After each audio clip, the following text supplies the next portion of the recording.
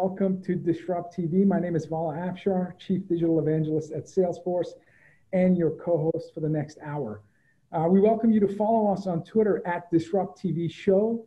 Send Dion, myself, and our distinguished guests your questions live, and we'll do our best to answer them. Our DisrupTV regular weekly co-host, Ray Wang, is in the air right now, and so please allow me to introduce our guest co-host for episode 166. Dion Hinchcliffe is an expert in information technology, business strategy, and next-generation enterprise. Dion is currently Vice President and Principal Analyst at Constellation Research, as well as Chief Strategy Officer at 7 Summits. A veteran of enterprise IT, Dion has been working for more than 2 decades with leading-edge methods to bridge the widening gap between business and technology. He works in the trenches with Fortune 1000 companies, government institutions, internet startup community, and more. He's a regular contributor to ZDNet. Often you see me sharing his incredible wisdom and his second-to-none graphics that help us better understand his philosophy and thesis. He's a sought-after keynote speaker, co-author of several books, including a bestseller, Social Business by Design, which is a must-read. He's also an amazing follow on Twitter at DHINCHCLIFFE. Welcome back, Dion, to DisrupTV. Thanks, Vala. It's always great to be here. Looking forward to the show today. Thank you so much. Well, it's our pleasure to kick off the show, episode 166, with John Del Santo, Senior Managing Director and Head of Accenture US West Region. Accenture's West Region is home to major hubs for innovation, including the San Francisco Innovation Hub, Accenture Labs, Liquid Studios, and 4 Digital Studios. Located in the global center of digital innovation, John works with clients to build technologies that are transforming the way we work and live. He's responsible for bringing innovation to clients, enabling them to drive business acceleration and digital transformation. He's also super passionate about attracting top talent and strengthening the impact of Accenture and its local community. Certainly at Salesforce, Accenture is our biggest and best partner. John serves on Accenture's North America leadership team and its Global Leadership Council, providing input into the company's overall strategic vision. If you want to learn more about Accenture, you can follow Accenture on Twitter at Accenture, ACCNTURE. Welcome, John, to DisrupTV. Thanks, Vala. Happy Friday. Happy Fleet Week Friday. By the way, we have some Blue Angels sound in the background. I'm in the Salesforce Tower right now, so. All right. Hope it won't be too disruptive. You're truly in the clouds. You're in the clouds. Terrific, terrific. Well, thanks for having me. This will be fun today. We will talk about all the disruptions that are happening around here, but also happening throughout the business world with technology. We look forward mostly as it affects our workforces. Terrific, terrific. Dion, please start. So you have a new report that's come out, John, and you know, the talk of the day still these days about artificial intelligence and automation. But you identified some significant skill shortages and gaps, and you know, one of the things I was curious about. We've been automating our organizations for years, and now AI has, you know, been a thing for almost 5 years in the industry. Why is it critical for organizations to address this skill gap, and why are companies still struggling to find the right talent to get this done? Well, I mean, there's many aspects of what you just asked, but I think automation has been happening. I mean, I've been in this business at Accenture for more than 30 years. And obviously, we're in the business of automating and help companies be a lot more efficient. But definitely artificial intelligence is changing the game a bit. There are skill gaps all over the US, our unemployment's at all-time low.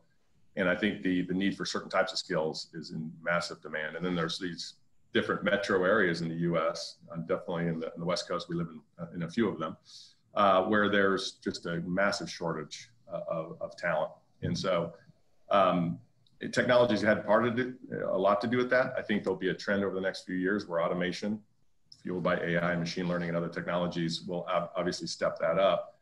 But it'll be increasingly important for companies to figure out what they need to be really, really good at, what they need to automate, what they need to collaborate on, and where to get skills from. The traditional sources of recruiting and finding talent has definitely changed. Sure. in your report, you interviewed 250 Bay Area executives from large, medium, and small organizations, and 7 out of 10 said that hiring the right talent continues to be very challenging for them. So as we talk about augmented intelligence with the benefits of machine learning and AI, do you think, or what was the sentiment of these 250 executives in terms of, can they leverage technology to help reduce that challenge in terms of finding the right fit, not just competence, but also the character of the candidates? I suspect that emerging technologies like machine learning, looking at unstructured data like your digital footprint and social footprint, can help companies measure the trustability of the candidate and whether it's a good fit for the company culture based on tone, sentiment, and other activities that are very prevalent to us in terms of the digital footprint and the digital exhaust that we leave behind as we live in this hyper-connected knowledge-sharing economy. Yeah, absolutely. And obviously we've been using those technologies for many years, and our clients have been using it for many years to really identify skills. We've moved from just focusing on skills to really focusing on behaviors. So because clearly what we want are knowledge workers that are deeply skilled in something, but frankly have the right kind of behaviors that they can pivot to new things over time. Because in the sort of the new workforce of the future is going to be a workforce that's going to change. It's you're not going to be in a function forever or a specialty forever. You're going to be constantly asked to change your role, change your competency, and frankly, as we know, I think that the millennial workforce, and that's in the next generation of knowledge workers, are going to want to do different things. They're not going to want to be pigeonholed into one role, and they want to be a lot more, have a lot more options in their career. And I think employers are going to want, a lot more talent that's flexible, that wants to learn. So behaviors is really, really critical. So the social learning and sensing that you just referred to is important, but I think actually understanding what is motivating the human being that you're hiring is critical, because if it's about change and collaboration, some companies will find that very, very attractive. If it's about a specialty skill, they may find that very, very attractive as well. But I know in our own company, we've really started to pivot from just hiring for skills and certain competencies to hiring for a fully rounded person that's looking for a variety of roles, that's okay with ambiguity, that wants to continuously learn, and that understands and embraces the fact that technology is going to change their job every few years. Terrific. Yeah, exactly. And so John, let's focus in on the human dimension of this conversation. We see that more and more work is getting automated, that AI is at least going to augment the work that we do, and that we're even encouraging workers to use AI-based tools in their everyday jobs and automate more and more what they do. And there's robotic process automation and just making it ever easier to replace workers even. And then the concern is, of course, that for many of these workers, the ones that are being replaced are often doing rote work that's going to be difficult for them to transition into the kind of higher level knowledge jobs that are going to be left. What do we do about this? What does all of this mean for the human worker? How are we going to adapt this? Because it's going to be a disruptive change. I believe it's going to be happening quicker than some believe. I think you're definitely right. And I think, the HR officer of most big companies, most of our big clients, they're sort of on notice, right? I mean, they need to really come up with a strategy for what you do with the talent that is augmented or supported by bots and other technologies that automate a lot of the work that they may do. We think actually, we also are looking for workers that are going to be very comfortable working with automated work and that sort of thing, and with bots. We envision teams, including not just humans, but non-human workers. But I do think the HR function, as it traditionally has been laid out in most companies, is going to radically change over the next few years, because the HR officer is really going to be much more of a strategic partner who's looking at the different types of skills that are out there in a given economy for a certain job, where to find them, where a career goes, and how to flex careers, both in certain functions and across function. So I do think there'll be automation of jobs for sure. We already see that, obviously. And there will be less and less knowledge worker jobs as people promote into it. But I think people need to be able to pivot their career quickly. And being able to reskill talent at a pace is going to be really, really critical. the old-fashioned sort I of. think we're going to need reskilling programs. We're going to need to do a lot more work to help people make this transition, I think. Absolutely, and not just traditional certifications in certain technologies, but reskilling by on-the-job training and that sort of thing. And that's why I go back to, when they're hiring to bring in talent, it's got to be people that are sort of have the aptitude to want to learn stuff constantly and have a real appetite for learning. Sure. In the last year, when people ask me to recommend books written on the topic of AI and future of work, the two books that I recommend, one is Dr. Kai-Fu Lee, AI Superpowers, where he describes the future of work and white-collar, blue-collar jobs impacted by automation and AI. And the second is by Accenture's Chief Technology Information Officer, Paul Daugherty, who wrote Human Plus Machine, where Paul references use cases in terms of use of AI across various industries, and the notion that in the future you have people and machines working together to co-create value. But yet your 250 executive survey of the Bay Area, only 1 in 4 said they're ready or feel prepared for these impending changes due to technologies like AI. So what advice do you have for CHROs or business leaders in terms of improving that one in 4 to hopefully where all of them are somewhat comfortable with these changes we're talking about? Well, Paul's book is a great book, and it goes into great detail, I think, around the importance of human and non-human work and working in teams with bots and the like.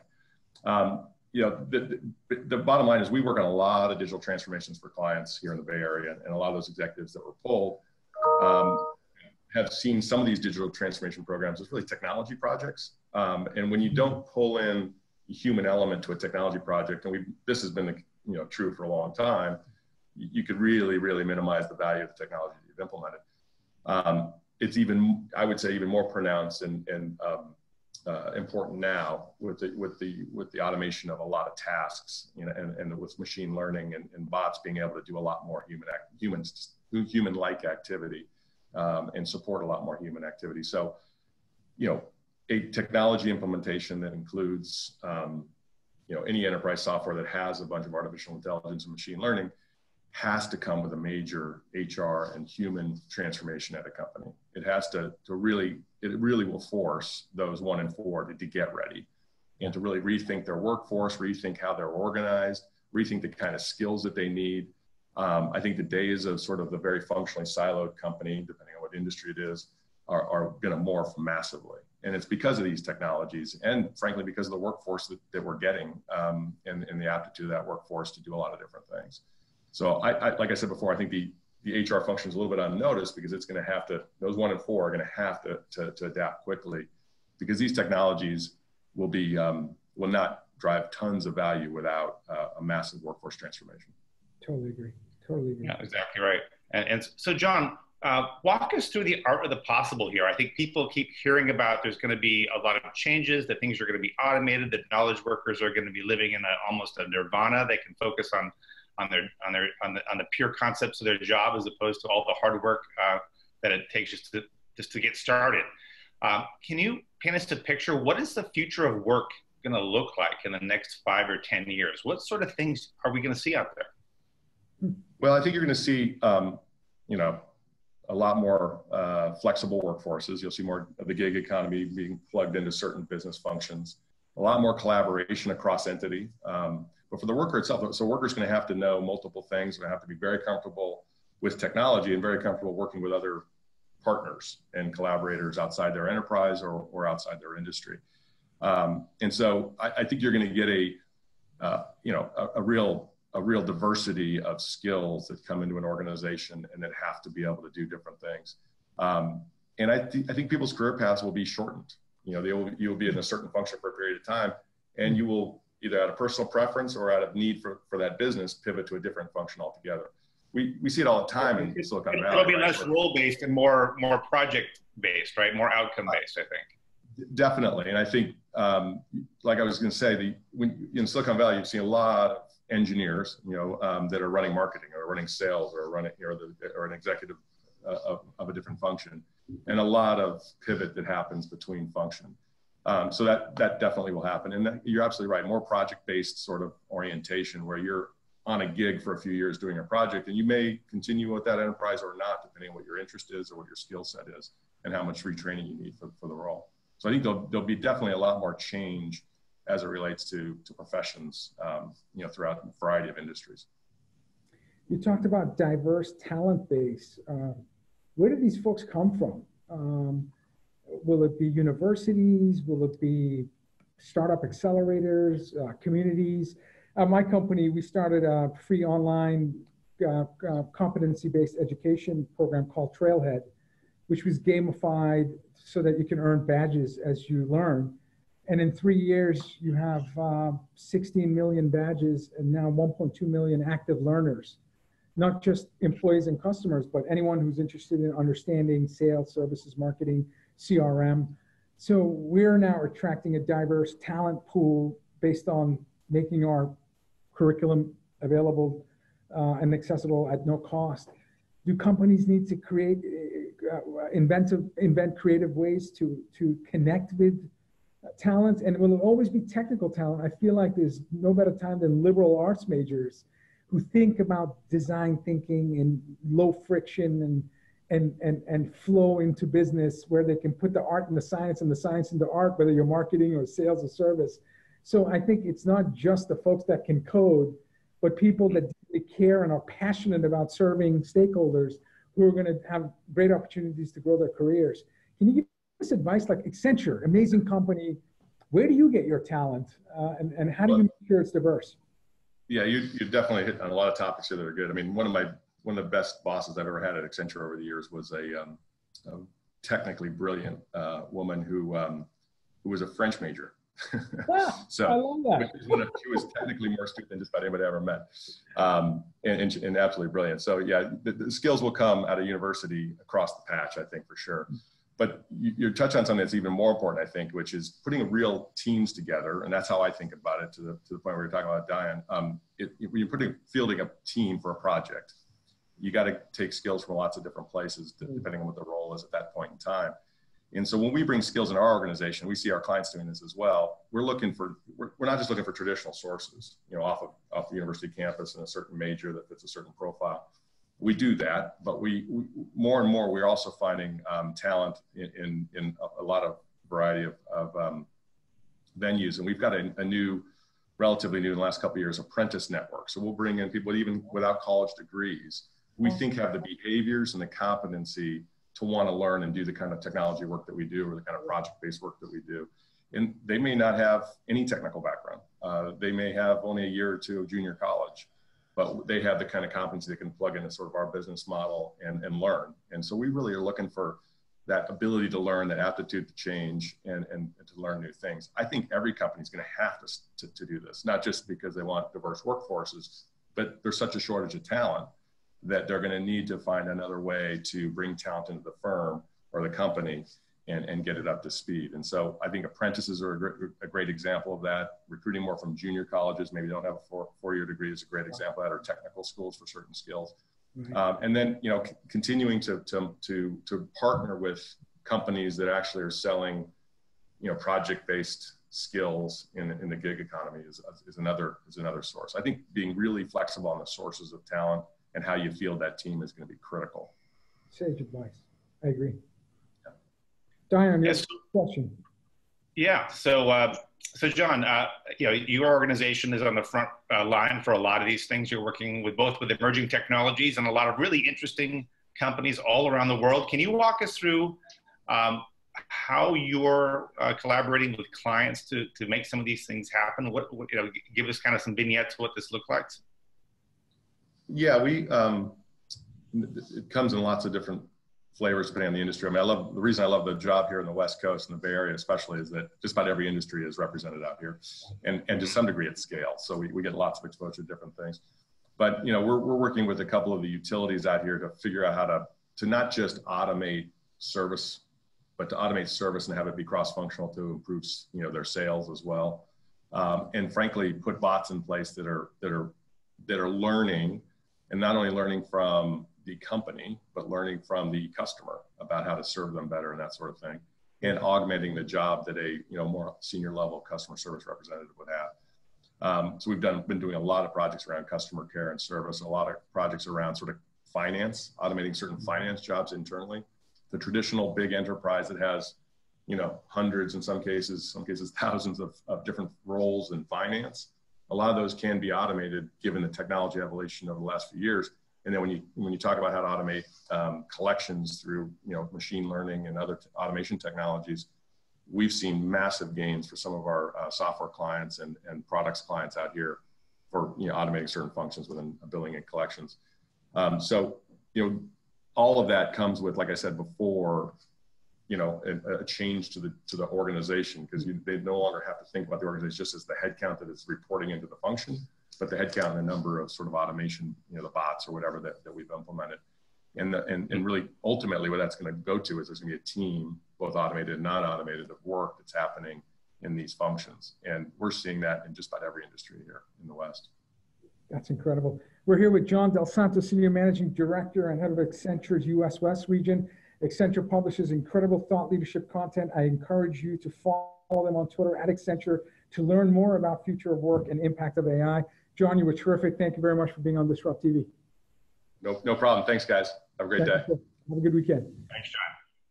Yeah, this is a 400,000 person organization, and they're doing incredible work, and companies are relying on Accenture to transform themselves. And as John said, as much as we talk about technology, it's about culture, it's about talent, it's about change management processes, and you have to have a sense of urgency in order to stay relevant. And speaking of urgency and relevance and really investing in best and brightest, we're here with Lara Druyan, Managing Director at Silicon Valley Data Capital. Lara is Managing Director at Silicon Valley Data Capital, a seed and early stage venture capital firm that focuses on next generation enterprise technologies. Before SVDC, Lara was Managing Director and Head of Innovation at the West Coast for Royal Bank of Canada, responsible for driving the bank's digital transformation. Prior to that, Lara was the founding partner of GMB Partners, an investment advisory firm focused on technology companies. Lara has led many investment and served on numerous boards of directors and advisory board. She was named one of Silicon Valley investors you need to know by Inc. magazine. She was named to the 200 thought leaders in crypto and blockchain by Medium, and one of the innovators to watch, 44 executives shaping the future of banking by Bank Innovation, of course, Constellation's Business Transformation 150. I had to reduce her bio because we only have 20 minutes on our show. You can follow Lara on Twitter on Investing Mom, INVESTINGMOM. Welcome, Lara, to the show. Thanks. Yeah, welcome, Laura. So glad that you could join us. So you've had an amazing career, done so many things. You've been all over the many sides of the startup equation. Can you tell us a little bit more about what Silicon Valley Data Capital does? That data word sounds so interesting. And why did you come back to the venture capital world after being such a fintech pioneer? Sure. So Silicon Valley Data Capital is indeed a seed and early stage venture fund, $60 million, and focuses on next generation enterprise technology and fintech. Data, my partner, Jim McLean, is someone I was excited to have the opportunity to work with. He's someone I've known, liked, and respected for 15 years. So when he asked if I'd be interested in working with him at SVDC, I jumped at the opportunity.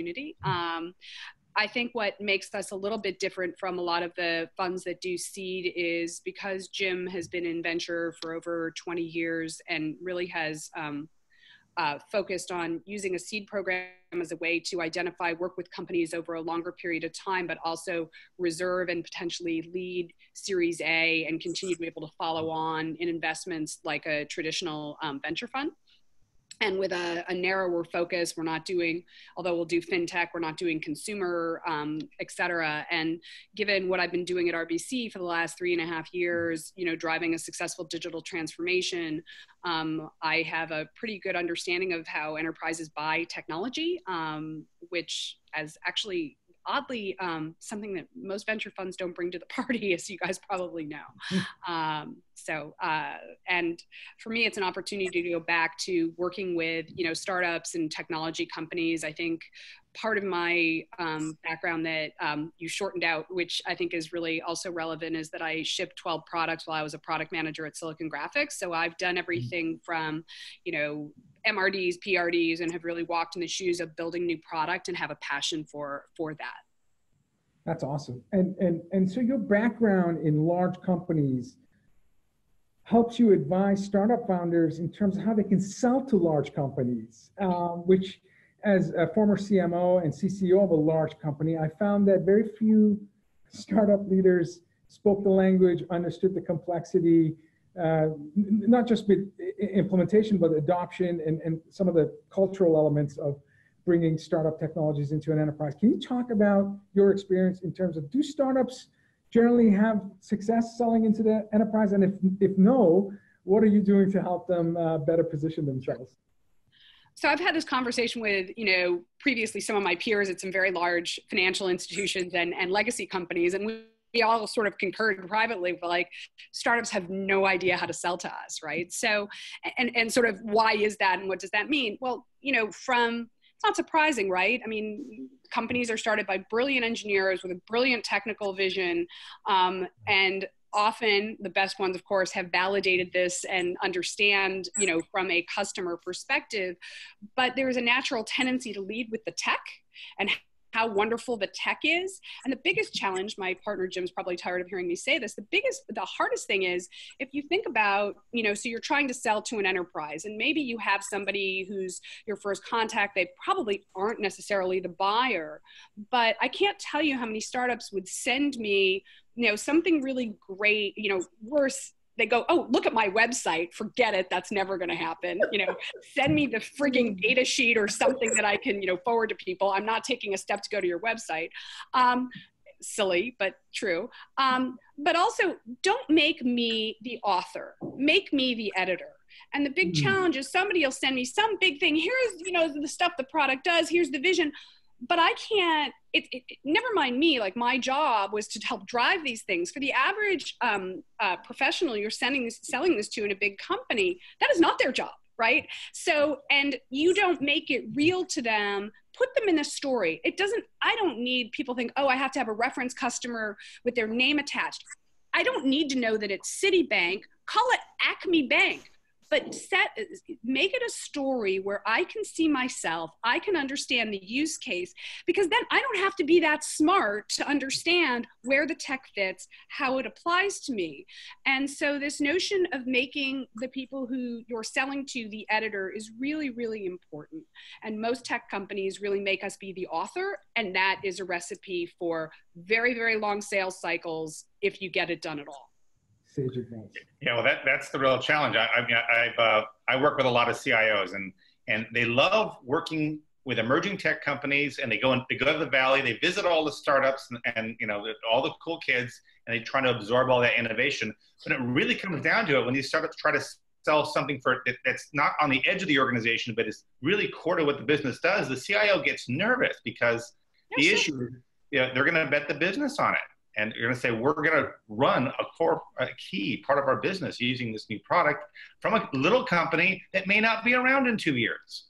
How do you get past that? I mean, that's one of the big challenges. And I think that's changing kind of the startup landscape too, a lot. Can you talk a little bit about that? Sure. I mean, I think, look, I think you have to be of some size before you sell to an enormous legacy company, $110 billion financial institution or what have you, because you're absolutely right. No CIO is going to risk, a core piece of technology on a company that's, 5 people, et cetera. I think, you have to get early customers who aren't necessarily the largest enterprises and not necessarily in something that's core. Can you prove what you do in something that is either a smaller but reputable company, whether it's, a Silicon Valley company or, something that's more used to adopting technologies, and start to build those use cases and funding so that and that a CIO, you don't have to be public, but the CIO goes, hey, I'm not taking startup risk on your company, right? I think those. Well, to that end, are these startups getting too much money? Is that one of the big trends that everyone wants them to get big, fast, and that lets them sell to the enterprise, hit their annual, their ARR number that everyone wants? We look at what WeWork and what happened to them. What's happening out there? So the answer is yes, startups are raising too much money. It's very bewildering to me to hear startup CEOs, founders celebrating a huge fundraise. Oh, we raised $100 million, we raised $80 million. And it's like, that's great. And that's actually not the end goal, right? The end goal isn't to raise 80 million bucks or, pick your number. The end goal is to have a successful outcome for the founders and the investors, which means getting a return on that 100 million, right? And look, I love Reed, but I don't think blitzscaling is a great thing, right? I actually think trying to, and I think building a brick at a time, while I understand is quaint and I know growth matters, but getting a return on capital is really critical for everybody, including the founders who sit on, under an overhang of capital, right? So I don't know. I think it's a question of, do you think you can, wisely use the capital you're raising? That's great. Yeah. So my company is very active in terms of investing in startups. I think we're only behind Google Ventures and Intel Capital in terms of CVC activity. So 300 plus startups in our portfolio. And I think we're at a cadence of investing in a new startup once a week. So again, it's super active. We also will walk away from deals based on the personality of the management team and founders. Of course. So I want you to give advice to startup founders and entrepreneurs that are watching in terms of what are the characteristics that you look for, and you're making early bets. So I'm sure the team is a very big part of that equation. Do we invest? What do you look for? What turns you off in the first meeting? Certainly pointing to a website is one of them. but I have seen us walk away from companies where I felt the technology was terrific, but the team was not, and we didn't make the bet. So for us, it's a huge part of the equation. And I want you to give advice to entrepreneurs who are watching so that they can have that successful first meeting, first pitch, and hopefully a relationship that's fruitful for all. So somebody much smarter and a better investor than probably everybody is Warren Buffett, right? And he said when he hires people, he looks for sort of three characteristics. One, you want them to be very smart so that they do, intelligent things. Two, you want them to be hardworking so that they do a lot of them. And three, you want them to be ethical because if you have the first two and not the last, they will rob you blind. So, that is great advice. You're right. And so, not mine, somebody else's words, but I think that's true, right? And when you do diligence on founders, if there are, I don't know, you have to understand that people are going to do a ton of diligence on you, hopefully, if they're doing their job. Maybe they're going to go to GitHub and understand your tech cred. Maybe they're going to go to your professors if you're a new grad, whatever. It's, hopefully people are doing some homework. The ethical side is harder. People don't tend to want to say bad things about people. But if you have, and by the way, there are things that you don't have to be ashamed of. I have a friend who was starting a company who'd had was being diligenced by a VC who knew the venture capitalist at his prior company. That company hadn't done well. And I said, look, you need to get ahead of that issue. So if there is something that you are concerned about, embarrassed about, whatever, I always think it's better to be, I belie my BA in econ from the University of Chicago. I assume markets are efficient. So I think entrepreneurs would be well advised to do the same. So get ahead of it. If there is bad news in your background, for however you want to constitute that, hey, the following happened. You should know, blah, blah, blah, blah. You might want to know that this guy isn't going to say good things about me. Here's why. Because when you don't do those things, that's when people sort of say, hey, this doesn't feel right. I don't want to work with this person, et cetera. Other things, the quality of your references. I've had, I recently had a founder give me references from his co-founder of his previous company, but not the investors in that company. That's a red flag for me. I kind of go, what are you hiding? And trying to prevent, the investors aren't stupid, right? And so that should be your, we aren't necessarily as smart as the founders, but we've done this a lot. We've probably vetted hundreds, if not thousands of companies. And so, assume we'll figure it out. So figure out, give reasonable references, be open about these things. Those are some of the feelings I have about that topic. I love it. So you're saying radical transparency, be graceful, and just, no element of surprise, and remove any friction that may exist because you just didn't feel like being completely transparent. No, I don't want to say honest.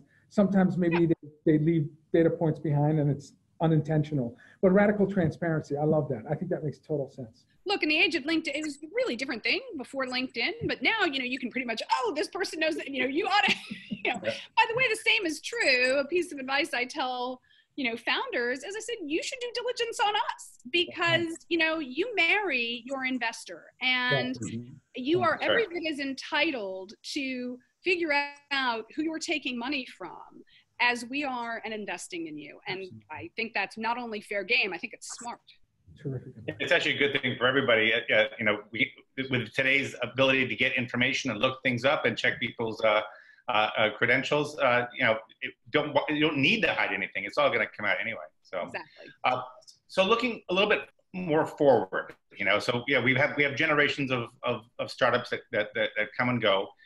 If we're looking at the next wave of startups, with your extensive presence in the VC community, what would you say are the characteristics required for success in the near future? What do startups need to focus on? Great question. I think, so one thing that I think is important, I have a little company, I've seen this a lot. Sometimes you'll see the seed companies have just closed. They raise some capital and all of a sudden a bunch of later stage VCs call. And they're like, oh my God, Sequoia called or Kleiner called and whatever else. And they want to take these meetings because it's flattering. They kind of go, this is really great. Focus on the business, right? So if you've just raised your $2 million seed, it's amazing because that used to be a Series A, but if you just closed your seed, focus on, typically in a good pitch, it's not, one thing entrepreneurs often do is they focus on how far something gets you in terms of length of time. But of course, the venture capitalists are really focused on how's the next guy after me going to pay 2x what I paid, right? And what are the metrics you need to get to do that? Focus on executing on those, because if your business is going well, you will get those subsequent calls from brand venture firm X or Y, but don't take those fundraising, you think they're fundraising meetings when you've just closed an A round. So, I hate to say that because that sounds so basic, but like I'm seeing that quite a bit and it's actually really important, like focus on building your business. Right. So, sorry. My final question to you, do you have to be in Silicon Valley to be successful? Where is your, how much do you look outside of the Valley to find, great opportunities to invest? We have an investment in Chicago. I think that you don't have to be necessarily in the Valley. I think it's seed. It's hard for us because we like to be value added. And if you're helping recruit to the team or whatever, like unfortunately, venture capital is a local business, right? When people have said, oh, I have a company in Boston, they need to hire X, I have no Rolodex to help you find a VP of marketing in Boston. So if you're doing seed, like typically doing it close to home is I think good wisdom. If it's A and you've got a team that's already executing and doesn't need that kind of help, I think that's fine. And I don't think you necessarily need to be in Silicon Valley. I do think Silicon Valley does benefit from a very long history. So, starting with chips to networking to, systems to, whatever. As a result, if you need a VP of marketing who really understands, CRM, it's a whole lot easier to find it here than it is in Denver. It doesn't mean there aren't good companies in Denver, but the talent bench here for the executive roles you need to fill is likely deeper and wider. Absolutely. The network. I see them spreading out. Yeah, you see Austin, I even see Portugal, UK. We're seeing startups in more places than ever before. Yeah, no, I mean, especially New York. I mean, it used to be you'd say it was only ad tech, but now there's a ton of fintech, right? You know, there's a super healthy fintech. I mean, actually some of the best fintech companies in the last 5 years have come out of London. So I don't know how that'll be post Brexit, but you know, I think that there are a lot of hubs of some really great companies. I wouldn't be able to invest in a startup in London, but. All right. It's terrific. Lara Druyan, Managing Director at Silicon Valley Data Capital. You can follow Lara on Twitter at InvestingMom. Thank you so much for being on Disrupt TV. Thanks so much for having me. Have a great weekend. Cheers. Terrific. That was some incredible sage advice to entrepreneurs. Yes, absolutely. Due diligence, bidirectional, radical transparency. You know, stop celebrating, you know, adding to your debt and focus on the company and raise the right amount of money, not as much as you can, right? That's right. That's right. And keep your focus on the finish line, which is building great products and services and actually adding value to making customers happy. You do that and everything else solves itself. That's absolutely true. Okay. So our final guest is sure to be a first ballot Hall of Fame inductee to Disrupt. He's Ron Miller, enterprise technology reporter at Techcrunch. Ron has been covering the technology landscape for over 2 decades. Prior to Techcrunch, he was contributing editor to eContent magazine, and he is a fantastic follow, super active on Twitter, which I love, at Ron_Miller. Welcome back to Disrupt TV, Ron. Thanks for having me, guys. Always a pleasure to be here. So before Dion gets into you know, the nitty gritty of tech trends and industry disruption opportunities, we have breaking news that I want to share. The Patriots are 6-0. Yep, that's right. Of course, they haven't played anybody that's really tough. I was going to ask you. I keep reminding my 9-year-old son that all their victories have been at the expense of teams that have losing record, with the exception of the Bills, which gave them a great game. So let's not celebrate a 18-0 or 19-0 season before we see the second half of the schedule. But your thoughts on and I know Dion's dying to hear this, your thoughts on the Patriots and how far you think this team's going to go. I don't know. I know they'll probably get too deep into the playoffs as they usually do, but they're going to need to get some healthy bodies on the offense, I think, to make that happen. Unless it's like a case like the 2000 Ravens, where you just had this killer defense, which they do have, although they haven't been tested yet. And you get by on that. But this is not a show about sports. I actually want to address something that Lara said, you know, and I'm a little bit more optimistic. I cover enterprise startups, and I think I'm more optimistic than kind of what she pointed out. We did a panel last week at Techcrunch Disrupt on how to build a $1 billion enterprise startup. And, you know, there's a lot of, you know, obviously work and execution that has to go into that. And you're right, you know, you can't be celebrating your fundraising because that's just the start of things. But, you know, we talked about like some of the kinds of things that it takes to build a successful startup. Of course, you got to have a product market fit. And that's the first thing that you have to kind of establish, right? You start to establish product market fit. You find that repeatable story is what you know, one venture capitalist called it. He said, you have to find that when you talk to customers, they have a repeatable pain point, right? And if you continually find that pain point and your product is addressing that pain point and nobody else is doing an adequate job of doing that, regardless of whether they're established or not, then the fact that you're a startup, yeah, the CIO may be reluctant, but the CIO is going to have to listen because this is a problem that they have, and this problem is being solved by this company. Yeah, they can't solve, they might take the risk. I mean, I do notice that one of the aspects of a successful enterprise startup tends to be having at least a founder who came from the enterprise and felt some pain point. They say, why was there no product or service that would solve this very painful problem for us? Absolutely. Absolutely. Yeah, so that seems to really be a success factor. And yeah, if there isn't anything out there, you have a much better chance of getting into the enterprise. Yeah, and I mean, what I've found is, you know, I continually find myself writing in, early stage startup stories is they couldn't find a product that did it. So like any good startup founder, they built it. And it was exactly what you said, Dion. I mean, that is a consistent kind of story across the startup landscape. Right. Nobody's trying to invent something that's already been invented. Because one of the things that that came up last week was, it's generally a winner take all landscape, right, out there.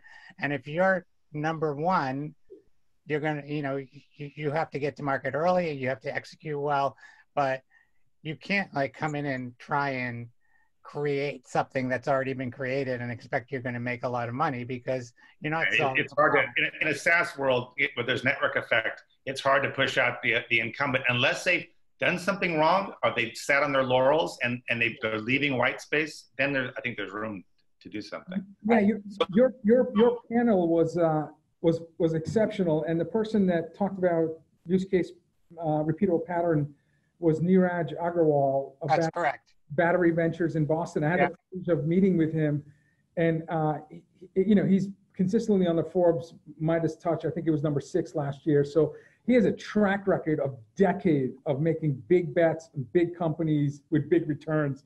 So he's brilliant. So congrats on getting him on your panel.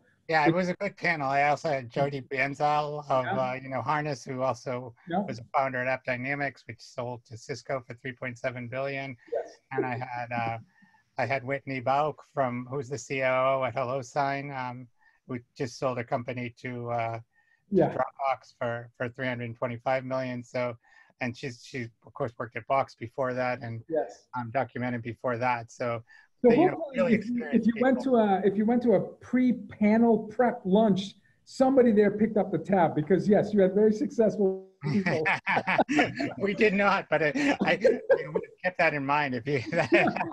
But before Dion asks you a question, talk about Techcrunch Disrupt. For our audience who may not be aware, tell us what it is, and I think most of us know what it is, because it's a gathering of some. Oh, it's set the pace for the industry for a decade, absolutely. Exactly. So, and then your big takeaways, your aha moments. Who really surprised you with what they said and what you saw?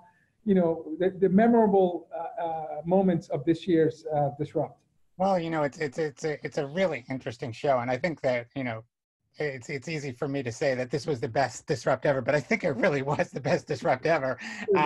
We had this kind of 3-track system, or even 4 actually, but one was called the Extra Crunch stage, and I don't know if you guys know, our subscription product is called Extra Crunch, and it really dives into like a lot of things we were just talking about, like kind of getting under the hood of the stuff that goes on in Silicon Valley. And I've certainly learned a lot as I write the stories for Extra Crunch, because, prior to that, my writing was mostly about the check. You got the check, but I didn't have a huge understanding of what happened before the check, and I only had a moderate understanding of what happened after the check, when I talked to them about the next check.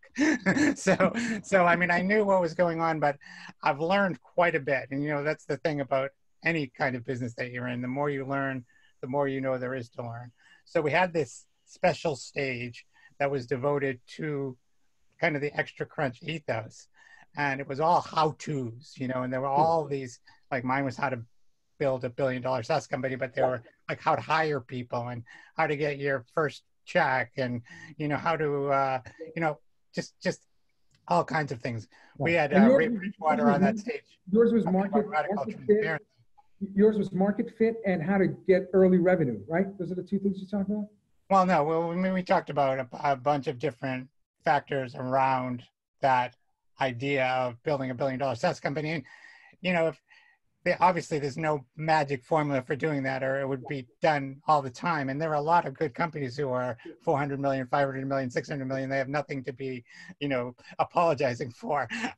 So, there's levels of success. So if I had to rename it again, I would probably call it How to Build a Successful, SaaS company. So, and then on the main stage, we had some movers and shakers like, you know, Will Smith, who we just that's great. Nice.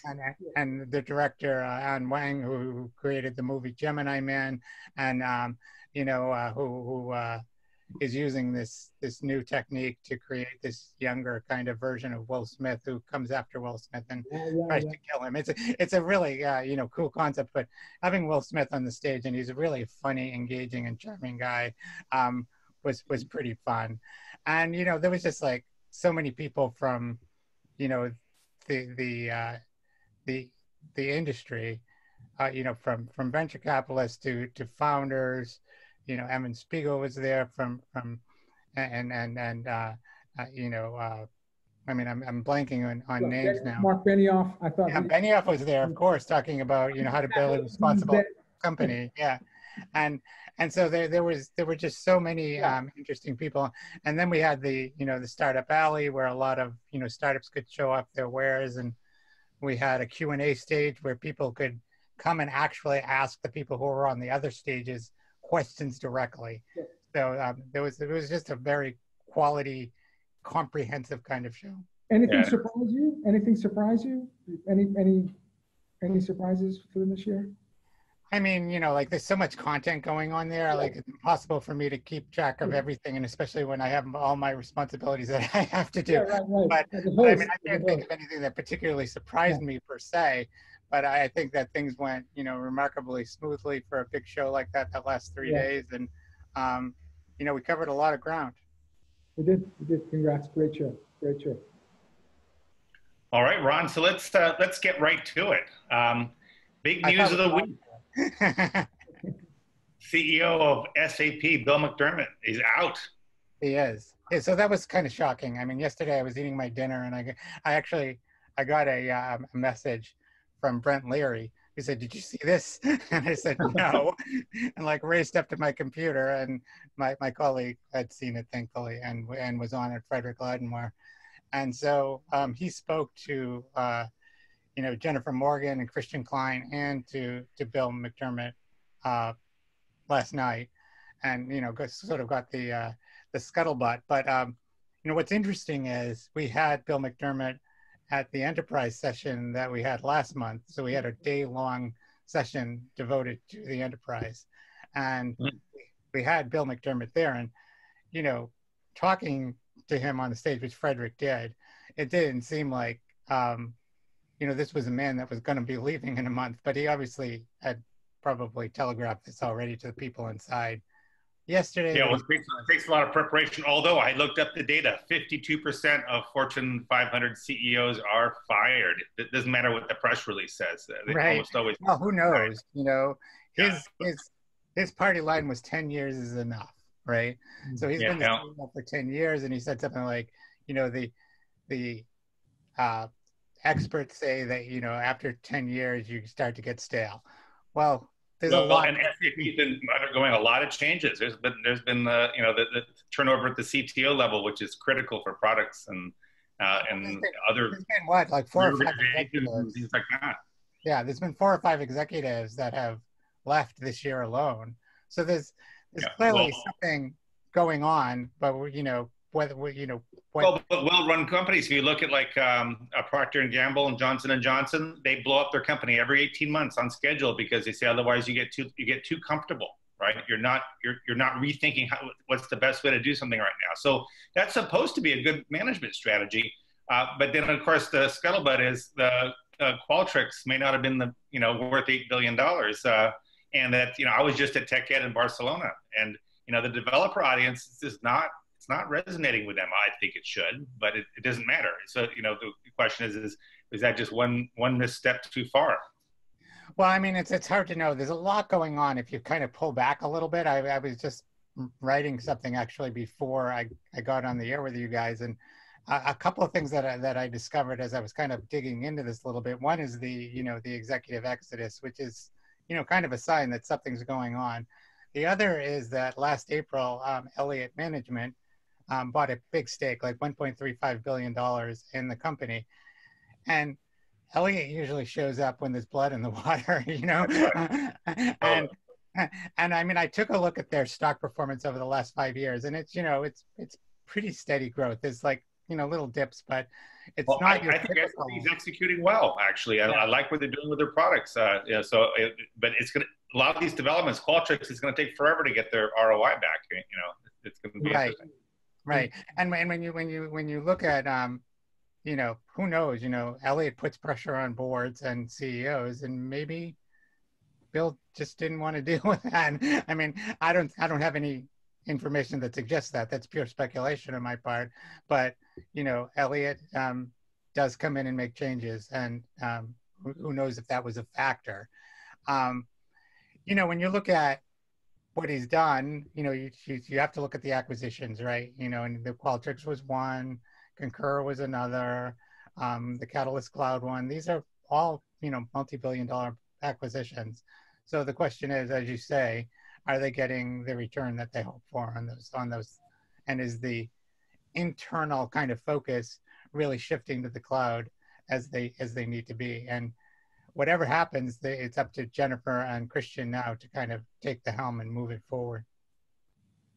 Ron, you also wrote about importance of trust and edge computing. Can you talk about your most recent article, which was... Yeah, that was Satya Nadella, CEO of Microsoft, obviously, gave a big speech this week at a government tech conference that Microsoft sponsored.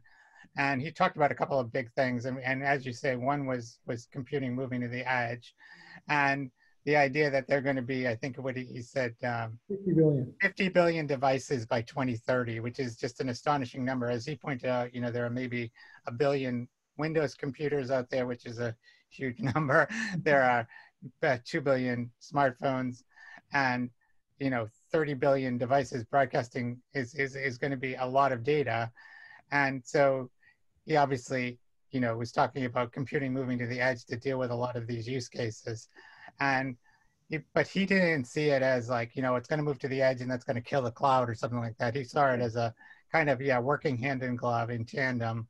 And I think he's right, that, you'll have, computing that needs to be done at the edge, done there. You think the classic case is the self-driving car. Obviously, a self-driving car cannot come to a stop sign and send a question to the cloud. Do I need to stop? I mean, even if it's like milliseconds of latency, it's probably too much, right? And if there is like a significant latency, you're dead. So, or at least certainly hurt. Yeah. So you don't want that. So that kind of, heavy compute is, is going to be done at the edge. And then of course, all that information is going to be transferred to the cloud, where it will be processed, and all the analytics will be done on that. The machine learning will be done on that. And so there's going to be a lot of, use cases where both are being used. So that was one. And the other thing was the idea of trust in computing. And this is, again, I mean, it's something that Mark talks about a lot, Mark Benioff, and you have to have the trust of your end users. And whether you're a big company, a platform player like Microsoft, is what he said, or you're a provider, which the government is, if you don't provide services that people feel are quality and their information is being preserved and not being abused and not being, not secured, then, it's hard to earn that trust back once it's gone. And he talked about it on 3 levels: privacy, security, and he also included AI ethics in that, and using AI in an ethical way. So, I thought it was an interesting speech, and, it didn't really cover new ground per se. It's stuff that, both he and, Microsoft in general have been banging on for a couple of years, but it was interesting to hear it in, kind of in this context. Are you attending Constellation Connect Enterprise in a couple of weeks? I will not be able to make it, unfortunately. Oh, Diane, we're looking to buy you a meal, so very sorry to hear that. I'm sorry to hear it too, but it's just like there was a lot of planning and things didn't happen, and unfortunately I won't be there. Sure. Diane, last question goes to you. Last question. Well, so speaking of trust, Ron, there was some blockchain news this week. And although some are saying that the blockchain is hitting the trough of disillusionment, I'm still bullish long-term on the technology. But apparently this announcement will help utilities and energy companies. Yeah, it's from a company called Zade. Maybe prevent rolling blackouts in the middle of Silicon Valley. I don't know if it will prevent that, but I mean, this is very complicated. But generally, what this company has done is they've created a way to create a policy and then apply, or enforce the policy on the blockchain. And what they found was when they started working with these heavy utilities and they started to make some progress inside them, utilities, energy companies, manufacturers, they had very complex setups. So they might have, it was just things spread out across a lot of different locations. So what they did to solve that was they created hierarchical blockchain is what they call it. So you have a local chain where stuff gets done at the local level, and you have a global chain that's the ultimate enforcer. And it's to deal with when, if you're out in an oil rig in the middle of the ocean, there's a good chance that at some point you may disconnect with the global chain. You will continue to do whatever it is that you do. And then, when you reconnect, or, even if there's just a bit of latency, when you reconnect, the global chain will enforce those rules and make sure that nothing happened on the chain while you were disconnected that shouldn't. Blockchain in the field, yeah, I love it. Yeah, so it's really an interesting, I think, fascinating resolution to a problem, and it's very different from how you would sort of think of traditional, digital ledgers in this way. But it's a way to solve an actual problem in the field, and I thought very creative. Well, hopefully you can tune in to next week's Disrupt TV, Ron. We have Sheila Warren, who's the head of blockchain technology at the World Economic Forum, and we're going to talk to Sheila about trends and use cases and business benefits. And so hopefully we can add to our audience's knowledge base in terms of distributed ledgers. We're here with Ron Miller, enterprise technology reporter at Techcrunch, an avid Boston sports fan who's predicting the Pats will go 15-1 in the regular season. I did not predict that. I just want Ron to get hate tweets. Who's joining? Thank you, Ron, for being an exceptional guest again. Look forward to speaking to you in the near future. Thank you. Okay, thanks, guys. It was a pleasure to be here. Thanks, Ron. Thanks.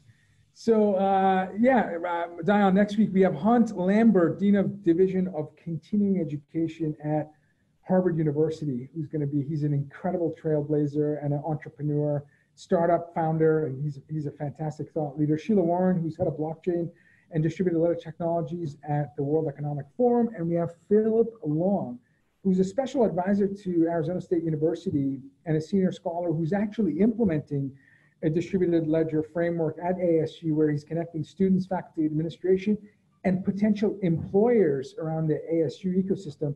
So as students gain, that's going to be a great show. Yeah, they can. It's going to be an exceptional show, just like today. Thank you for subbing. You are our go-to guy when I'm not here, when Ray's not here, and ultimately, I think you're going to become a co-host. Well, that's very kind of you. Thanks, Vala. It's always a pleasure. Your hosting is bar none. I really appreciate it. Really appreciate coming from you means a lot. So thanks everyone for watching. If it's Friday, it's Disrupt TV. We'll see you episode 167 next week. Have a great weekend, all. Thank you very much. Take care. Bye, everyone.